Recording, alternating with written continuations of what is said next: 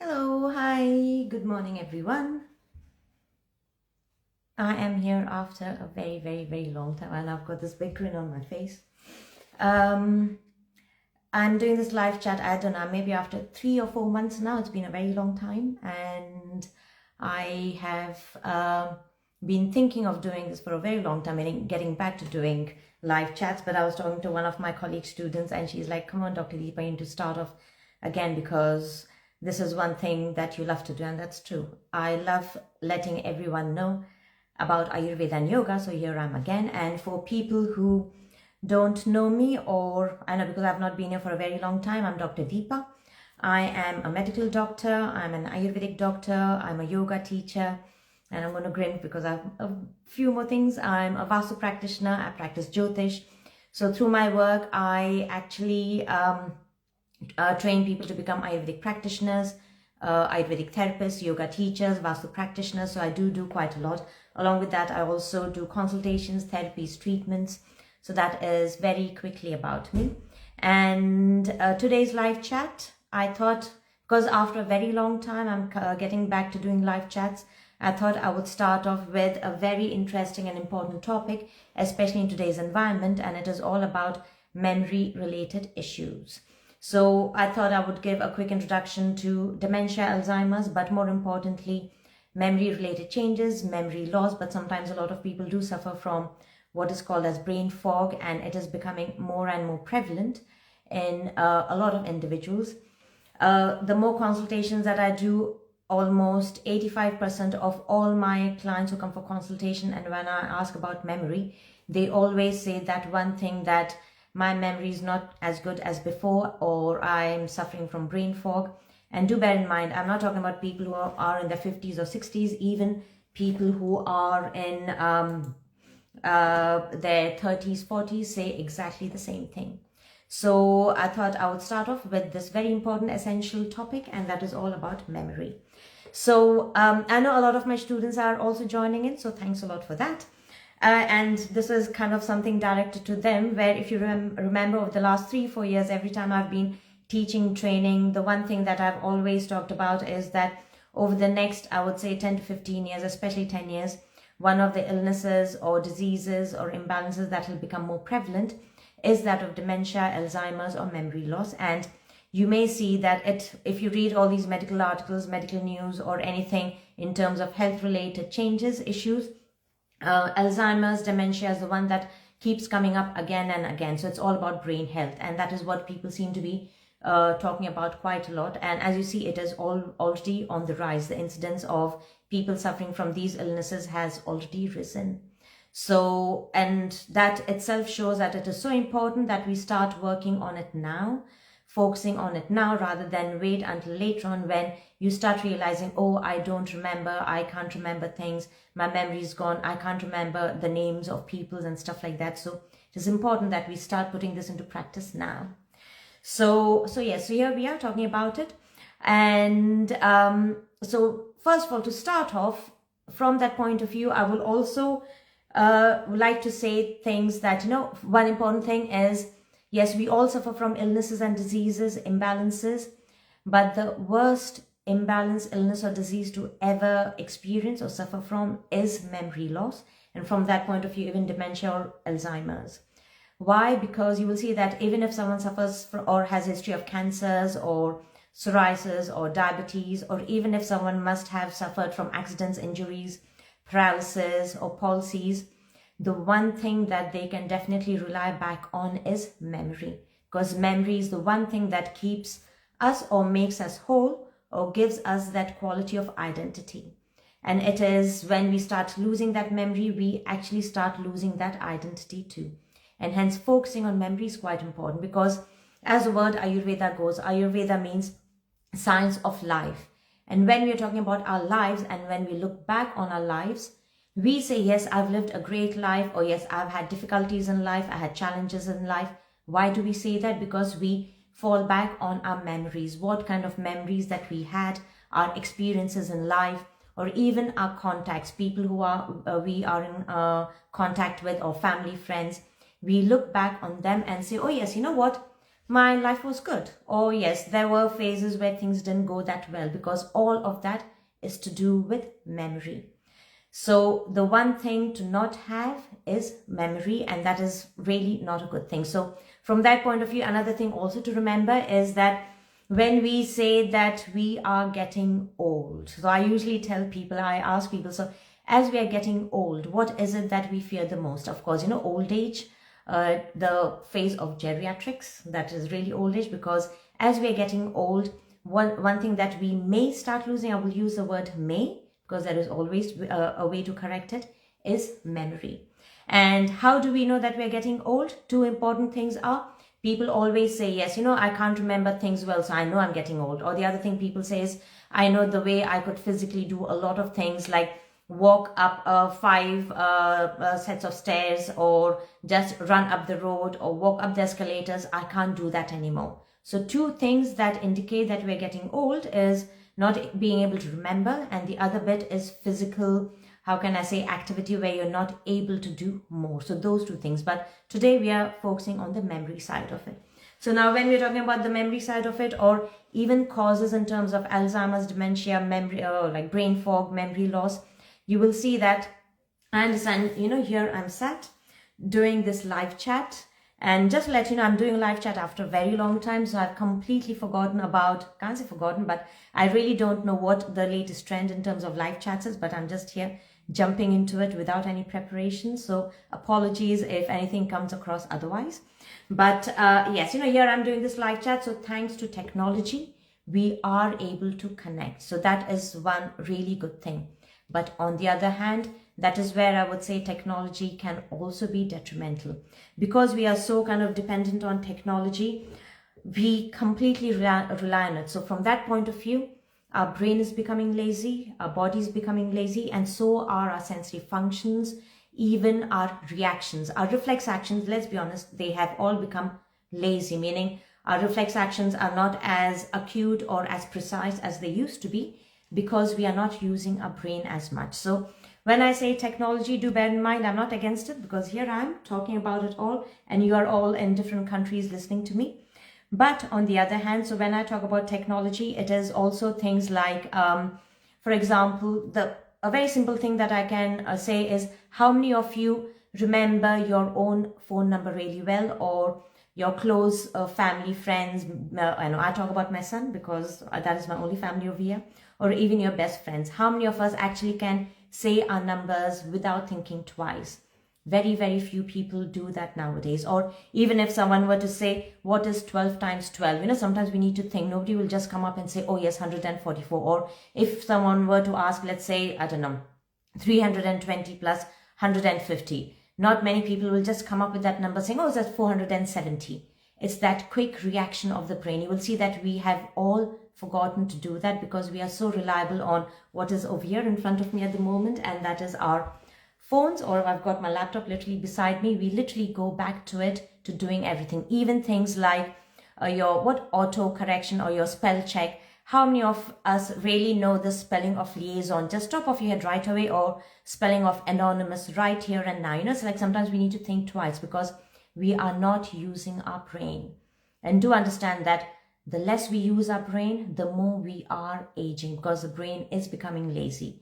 The less we use our brain, the more our kind of those reactions are becoming lazy. So it's all about understanding how we make our brain health strong and more precise. So first of all, one of the important causative factors is technology in a way. So it's about understanding how you kind of take that step back from all those technological luxuries and go back to, as I say, back to basics. Going back to basics is very important to live a long life, but a long life with memory. It's not just about living a long life where you can't remember things, but with memory. So of course, first of all, technology, let me just put that first out there. But another important bit is lack of oxygen. It is lack of oxygen. When I say lack of oxygen, when I am sat here in my living room giving this chat, and it's all closed, of course, it's not as cold today, but yes, it is a closed environment. And in a closed environment, and this is what many of us do nowadays, is work from home. And I understand that, trends have changed past, post COVID, post lockdown, the way we work, everything has changed. But I would say working from home, yes, on one hand is making us lazy, making our brain lazy. Maybe there is a lot of luxury behind it, where when you get your lunch break, you might just go to the kitchen, come back, have your food, come back and start working again. But on the other hand, it's not important. It's not as healthy, because you are not getting enough oxygen. When you're in closed environment, yes, we breathe in oxygen, but we give out carbon dioxide. The more you are in that closed environment, you're actually taking more carbon dioxide, and you're actually breathing back in what you were breathing out. So literally lack of oxygen, that is the other very important causative factor of memory loss, or even going forward Alzheimer's or dementia. So that is the other bit for you to remember or understand as to how you can correct that. So that is the other bit. But now another important thing is lack of movement. So once again, here I'm sat down doing this chat because I think this is the only time where people who know me will see me sitting down doing something. Otherwise, I'm always stood. Even when I'm teaching, I stand and teach. Even when I do all my online webinars, courses, I always stand and teach at least halfway through, depending upon what I'm doing afterwards. But physical movement and activity is very, very important. So when we talk about physical movement and activity, do bear in mind, this is now from an Ayurveda point of view. For us joints, and we have got many, many joints, even these small joints, big joints, neck joint, hip joints, all joints. For us, these are very important energy points. And this is where when prana is flowing, literally like roundabouts, so all our joints are like roundabouts. And if a car breaks down on a roundabout, then you will see that there is traffic jam, there is a traffic backlog from all other sides. That is how our joints are. If energy, or more Ayurveda or yoga related, if prana gets blocked in our energy points or in our joints, then there is backlog of prana everywhere in the body, and it leads to certain toxins, what we call as ama. And the more ama or toxins are being produced in the body, then the more it will lead towards brain fog, memory loss, or even conditions like Alzheimer's and dementia. So, and how do we get rid of that toxin buildup in our joints is nothing but simple physical activity, physical movement, exercising. It can be yoga, but literally moving around. That is very, very important to help prevent Alzheimer's and dementia. So that is the other important bit, and that is physical movement and activity. And then the fourth other very important cost factor of these illnesses and imbalances is dryness. There is a lot of dryness that we are accumulating in our body nowadays. How? It is literally through all the gadgets that we have in our house, literally phone, laptops, TVs, all these electrical appliances that we have, they all are emitting radiation. The more radiation that is being emitted and you're around it, the more the body absorbs that radiation, and our body goes dry. That's the first thing. Another causative factor of this dryness in the body is literally stress from outside. Stress can be on many levels. It can be physical stress about, oh yes, I need to get to work on this particular time, or these are the deadlines that I need to meet, so I need to do those things. So that is kind of physical stress. Emotional stress, mental stress, it can be through relationships, it can be through people around you. Do understand that stress as an imbalance in Ayurveda is a combination of dry heat. So ultimately it is leading to dryness. And the best way I can explain this dryness in the body is, I know I don't have any plants right here right away, but I've got a money plant on the other side. You will see that when a plant is growing, when leaves or flowers, when they are on the plant, they are fresh, they are soft, they are nourished. But once the leaves start falling, then flowers kind of wither away, you will see that they go very dry. Whenever something goes dry, they become quite light. The moment something becomes quite light, they become more mobile and restless, and that creates chaos and confusion. Same thing with our brain. The more dryness in our brain, the more that will lead towards memory loss, not being able to focus. And ultimately, if that continues more and more, it may lead to more severe illnesses like dementia and Alzheimer's. So dryness is another important causative factor. And when we talk about dryness, another one which I know I talk about all the time, and probably this is my favorite topic sometimes, is constipation.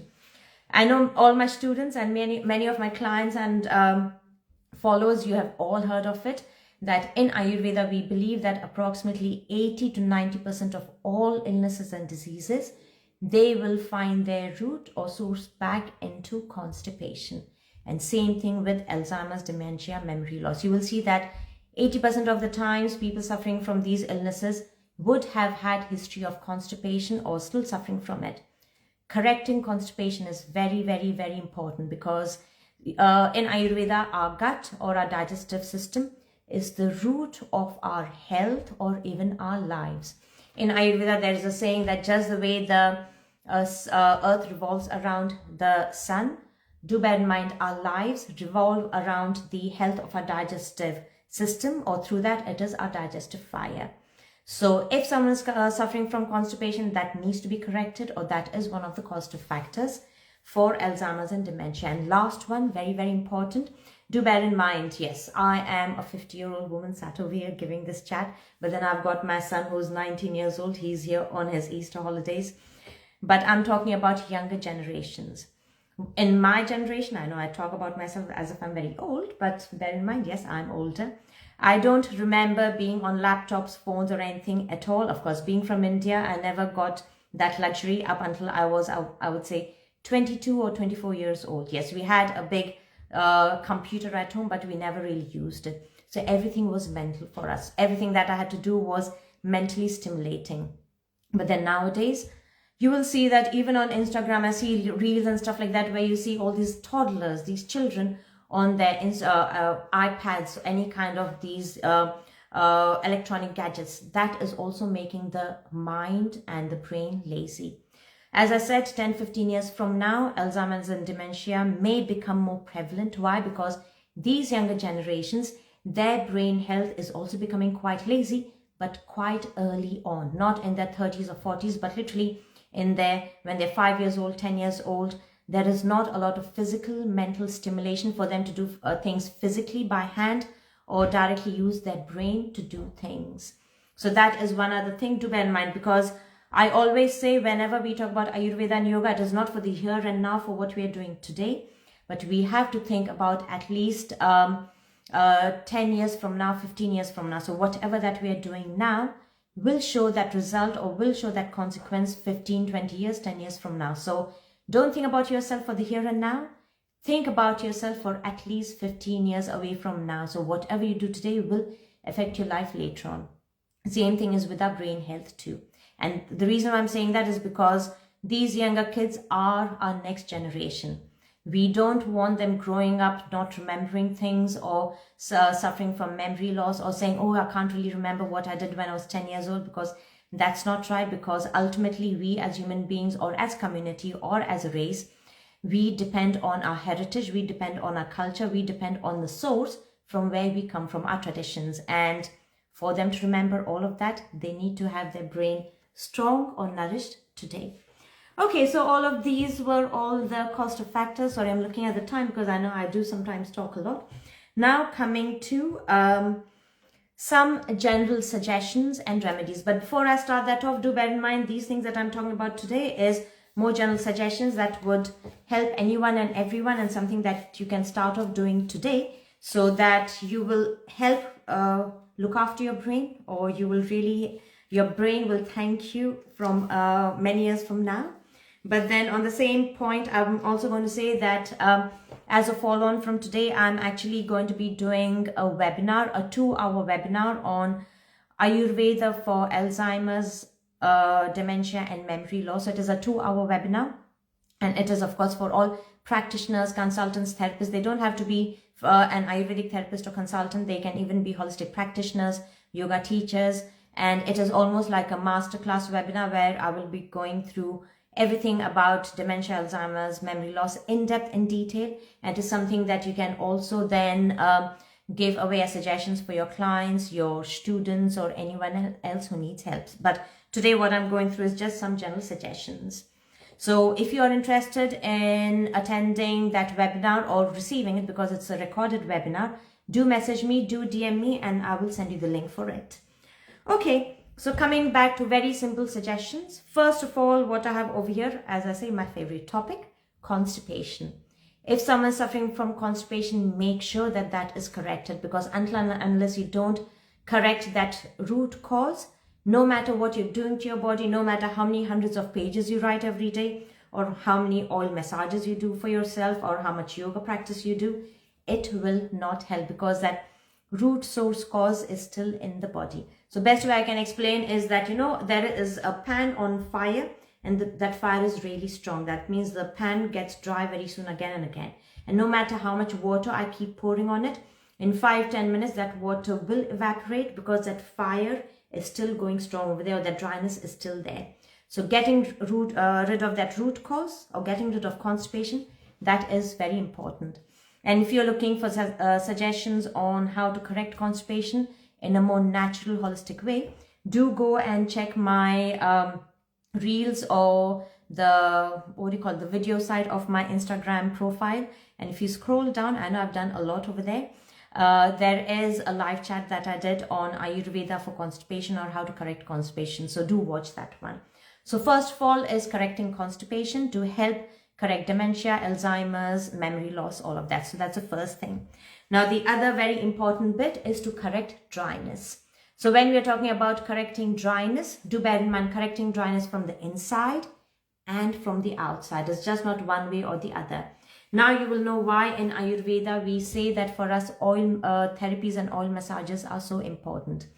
In Ayurveda there is a saying that do not put anything on your skin that you cannot put on your tongue or in your mouth, because just the way everything from the mouth gets absorbed, anything that you put in your skin will also get absorbed into the body. So now nourishing the body, that is very important.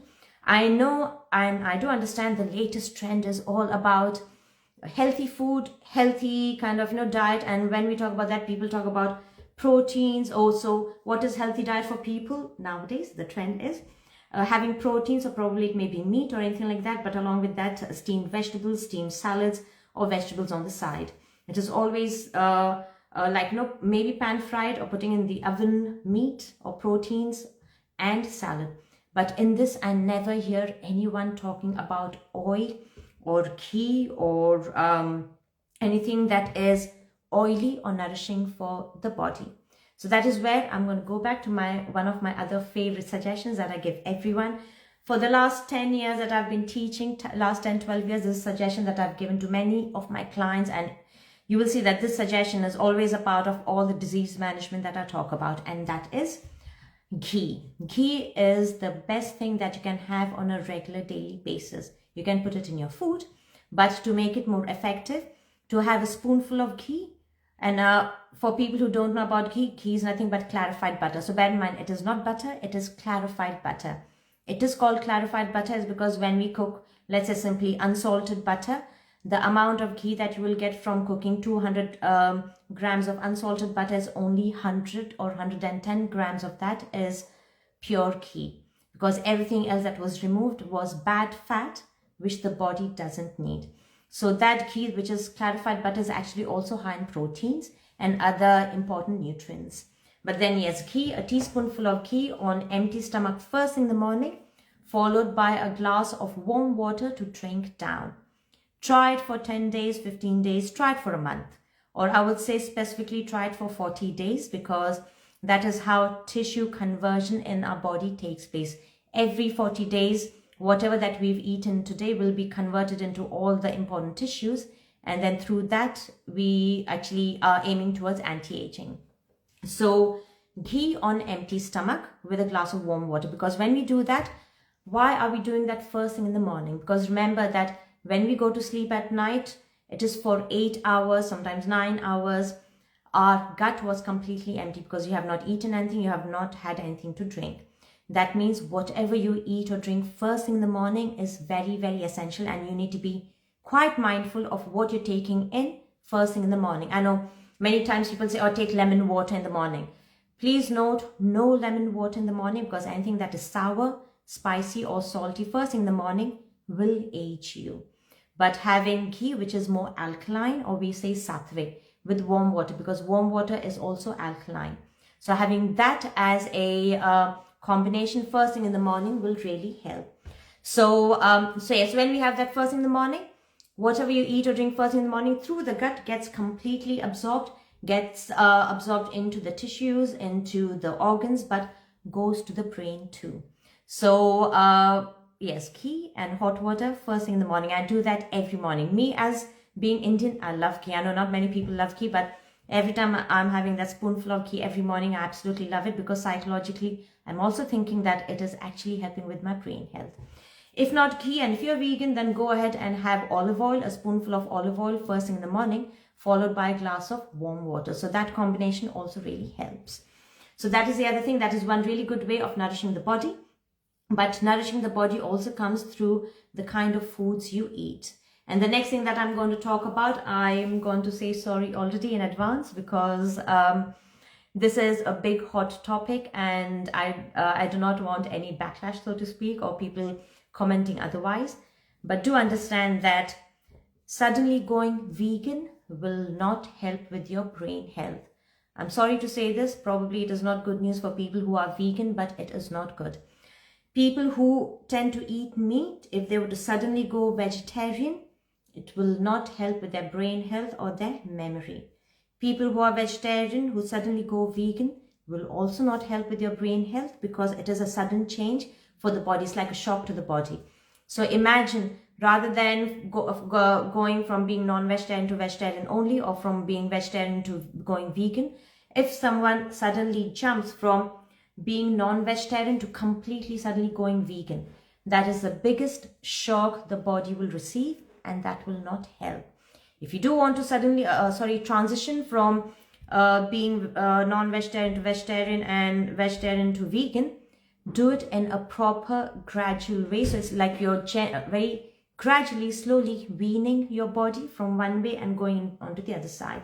But on the other hand, also do remember, because there is so much dryness and dry heat around us on a regular basis, just having vegetable source food on a daily basis will not help, because you're drying your brain even further.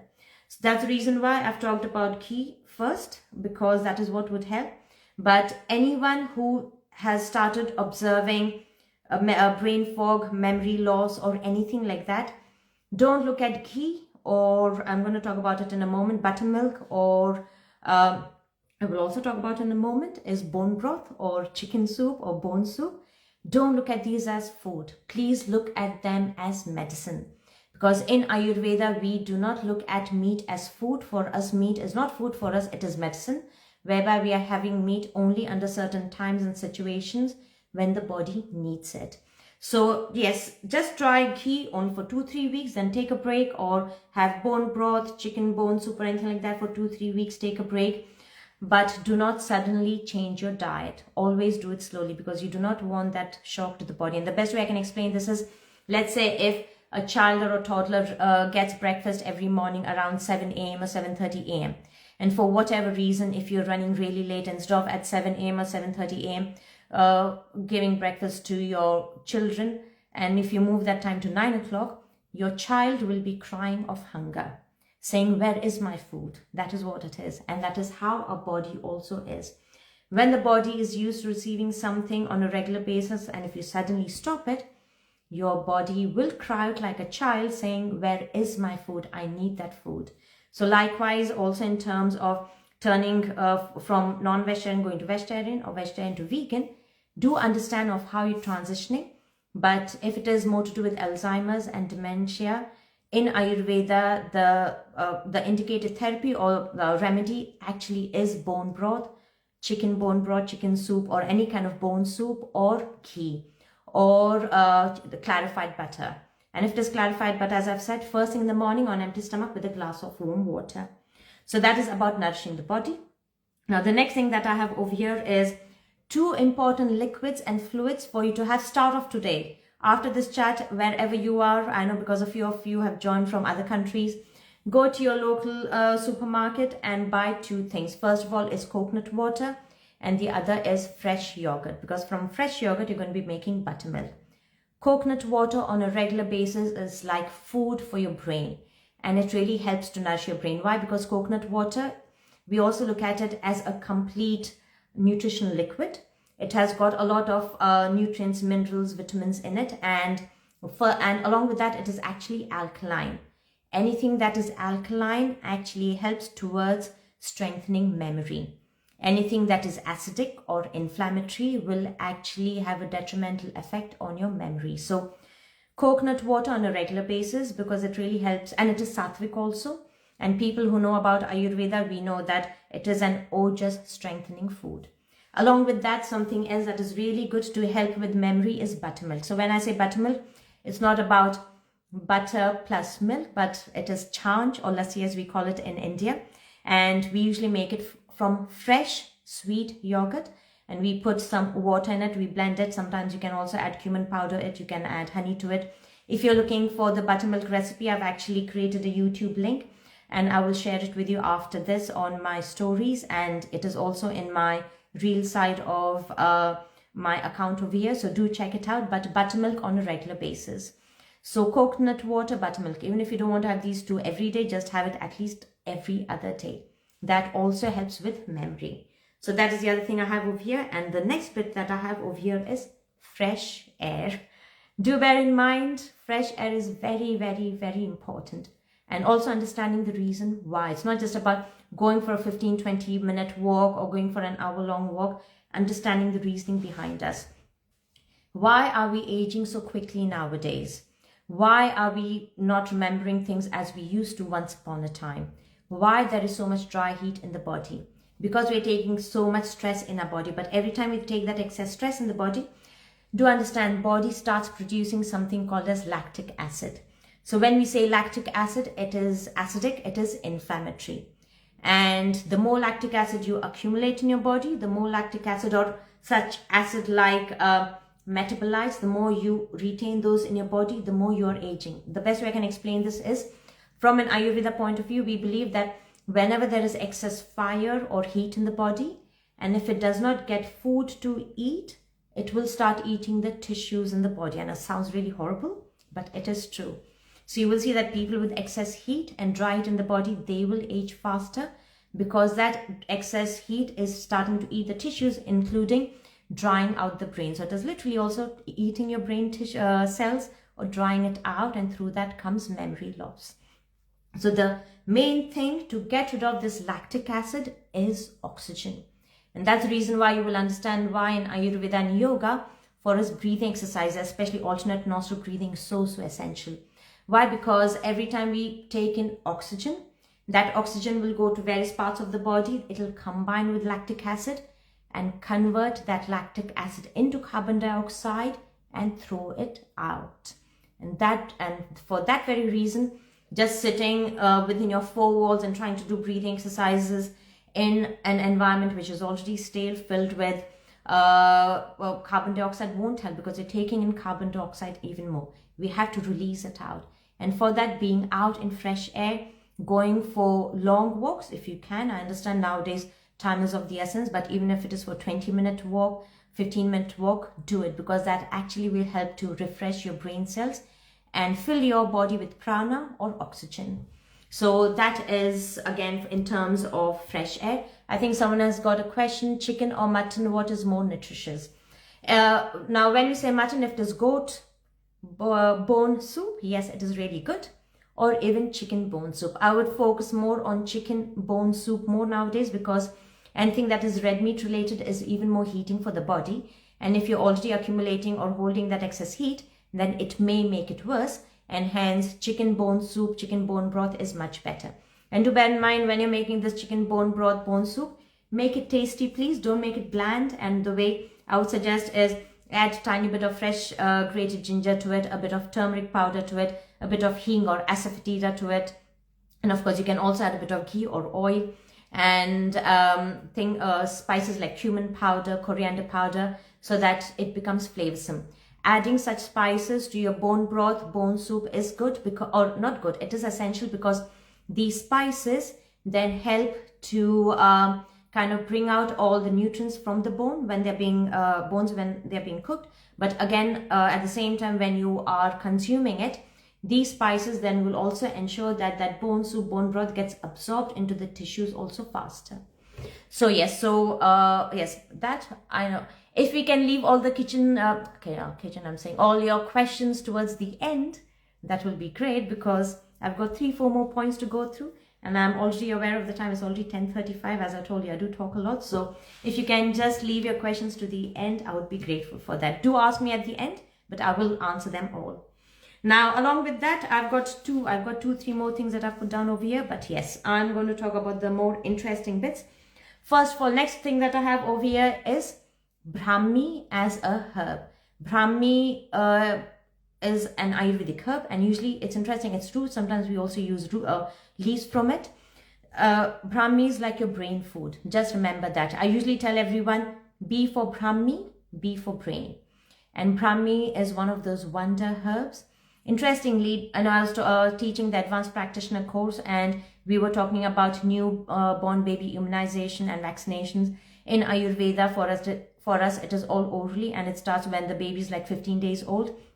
And there is this kind of remedy that we make, mixture, and Brahmi is one of those. And we actually add Brahmi to that mixture, and we give it to a newborn baby ever since he or she is 15 days old. That means from that point onwards, we are actually nourishing the brain.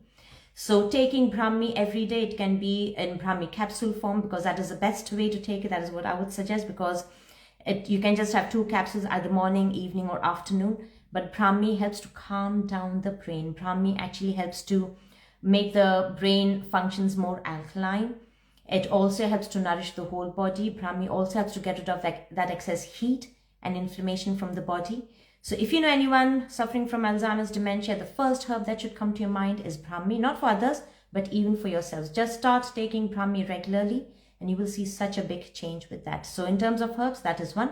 And do bear in mind, Brahmi is one of those herbs. It does not have any contraindications, even up to the point that in the first trimester of pregnancy, Brahmi has been traditionally suggested or indicated to help with the brain health, not just for the mum, because I think they talk about pregnancy brain, pregnancy head or something like that. If you were to take Brahmi during pregnancy in the first 3 months, but do bear in mind, please do have a consultation with an Ayurvedic practitioner before you start doing it. It will really help you and your baby too. And someone has asked, yes, Brahmi is one of those herbs that can be taken long term. I take Brahmi every day. I've been doing it forever. And thanks to that, I know a lot of you know me. I am always active. I'm always doing things. Even now, if you see the way I speak, I feel so enthusiastic. It's like I want to give out all the information out there. So yes, Brahmi can be taken long term. So that's the other one. To put it on your to-do list, start now. And if you're looking to buy, you can definitely go onto my website. It is dr-deepa.com, and you will find information on Brahmi over there. So Brahmi is the next bit. Now the other thing that I have over here is Vastu. I'm just going to talk about something very, very different, which nobody else seems to think about in long-term basis. Now, when we talk about Vastu, Vastu is the science of spaces and directions. And Vastu, the best way I can say, is nothing but kind of, Indian Feng Shui. But even Feng Shui as a science comes from Vastu. And in Vastu, we say that never to sleep in the direction of north-south, meaning never to have your head north and your feet south. Never to sleep in that direction. Now, the superstitious side of it is that if you were to sleep in the direction of north and south with your head north, that means every time you wake up and if you see direction south, we believe that the messenger of death or god of death, Yamdut, lives in that south direction. And every time you wake up, you're actually welcoming that god of death or messenger of death to come and take you away. It sounds really silly and stupid, but do bear in mind, at least our Ayurvedic or Vedic superstitious beliefs, they all have a scientific explanation, because it is believed that people do things out of 2 things, either out of fear or faith. So if people did not have enough time to study the science of Vastu, then at least out of fear, that means not faith, but at least out of fear, people will start doing things. And the scientific explanation behind that is that, bear in mind, north-south as direction is it is in the North Pole and South Pole where we have got the magnetic poles. That means the magnetic rays or that magnetic kind of meridian, they flow north to south. And the moment we talk about magnet, through that quality of magnet is the metal, iron. Remember, magnet and iron. And in our body, we do hold iron, and it is in our blood circulation, because our blood holds the red blood cells. The red blood cell has hemoglobin, and hemoglobin has iron. That means we hold that element in our body. And if you were to sleep in the direction north-south, the effect of the magnetic rays on your body will have that pull. Bear in mind, because the arteries and veins, they all flow in a longitudinal direction. That means when you're sleeping north-south, there is that magnetic pull on the heart and that blood circulation, and also on the brain, because the blood is flowing through the brain. And when there is that magnetic pull, then that will have what we start off by saying blood dyscrasias, or some kind of illnesses or imbalances that affect the circulation. But through that circulation to the brain is also kind of impeded or stopped or imbalanced. And then that long term may lead to memory loss or dementia or Alzheimer's. So after this chat, and I'm putting my hands together, please go away, get your compass out. I know you may use your phone. Check the direction of north-south and see how your bed is directed. If that is the case, today, literally today onwards, try and change the direction of your bed. It can be east-west. It can even be northwest to southeast. Doesn't matter. Any other diagonal direction is okay, but never north-south. So look into that direction and start changing that. So if feet towards north and head, no, actually even that is also not a good direction, because no matter what, that pull on the blood circulation is still there. When you lie perpendicular, that is east-west, the pull is not as much because it is going in the other direction, but never north-south. So that is one other thing also to bear in mind, and it's very different. Very kind of out of the way compared to what we're doing to our bodies, but it is also the energy on the outside, the environment on the outside, that also affects our brain health. And over here it is also memory. So that is the other important bit. And the other one or two things that I have over here is soaked nuts on a regular basis. When I say soaked nuts, it can be almonds, walnuts, pistachios, cashews, even raisins. I usually put raisins also in that category. So having soaked nuts on a regular basis first thing in the morning is also really good to help boost not just brain health, but also to help improve memory. So and the best way is, as soon as you wake up, once you brush your teeth, have your ghee and warm water first thing in the morning. Then after that, before you have anything else to eat and drink, have at least a kind of handful of soaked nuts. And soaked is important because dried nuts, once again, remember, they are dry. They are drying for the body. So dried nuts are both drying, heating, and heavy, and they don't help the body. But when they are soaked, we believe that, as I think the word that we use nowadays is activate, but over here, Ayurvedically, you are making those nuts or those foods more OJA strengthening or more alkaline. So soaked nuts first thing in the morning on empty stomach. That is also really good for Alzheimer's, dementia, memory loss, brain fog, you name it. It is good for that. And one last thing before I go, I know it is almost 10:45, is oil massages to the body. So abhyanga, the word that we use is abhyanga, but literally applying oil to the body and massaging. Even if you can't do the whole body, at least apply oil to your scalp. Because the more you apply oil to your scalp and your head, that oil gets absorbed into the brain, literally through the cranial bones, and then the meninges, then down into the brain. But just not that. I don't have enough time to cover that bit, but even applying oil to 5 sensory functions. So applying oil to the scalp, the brain, that is through that to the brain, but also 5 sensory functions, if not even the whole body. So oil application is very, very important on a regular basis, especially because nowadays we are kind of accumulating so much dryness from around us. So hot oil application, bear in mind, hot oil application, not cold oil, is again really essential for Alzheimer's, dementia, memory loss. So if you know anyone suffering from that, do suggest those. Someone has asked which oil is the best. The best oil for both, especially for memory loss and dementia, is the Brahmi Amla oil.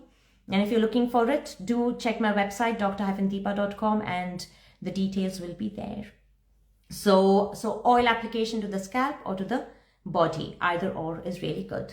Okay, I think I'm going to stop here now because I know I've talked enough. If there are any questions, I'm going to quickly answer them. I need to scroll up. So everything except 2 directions. What is the most beneficial direction. The best one is to sleep in the east-west direction. And I'm just going no roasted nuts, please. No roasting of nuts, because that creates more heat in the body. So no roasting of nuts.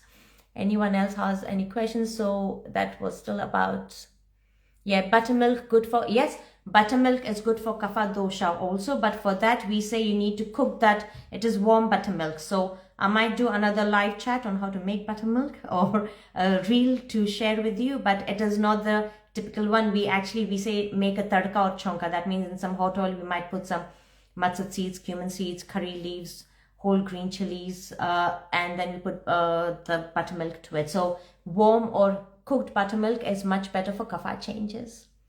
Okay, so I don't know, I can't see any questions as I scroll up, because probably you may have asked loads of questions, but if you do have any questions, do ask. Otherwise, I guess I shall let you all go. Someone has asked something in terms of non-veg, which is the best non-veg, is having chicken curry equally healthy. See, yes, you can have chicken curry if you want to, but do bear in mind, chicken bone broth, chicken soup is more important.